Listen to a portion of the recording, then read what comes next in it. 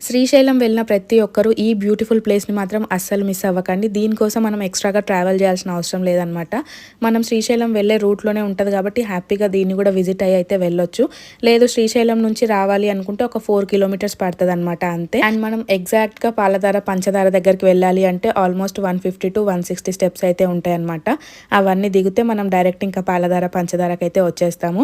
దీనికొచ్చేసి చాలానే హిస్టరీ ఉందనమాట. కానీ నేను ఒక సింగిల్ వర్డ్‌లో చెప్తాను.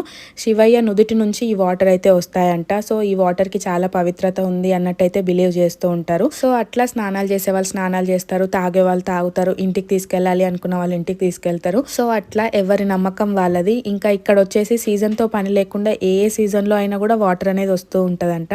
అండ్ ఇంకొక మెయిన్ థింగ్ ఏంటి అంటే ఫిల్టర్ నీళ్ళు కూడా పనికిరావండి. వాటర్ అయితే అంత టేస్టీగా ఉన్నాయి. నాకైతే చాలా ఆశ్చర్యం అనిపించింది అనమాట. అరే వాటర్ ఏంది ఇంత మంచిగా ఉన్నాయి అన్నట్టయితే అనిపించింది. అండ్ ఆల్సో ఆ వాటర్ లో కొంచెం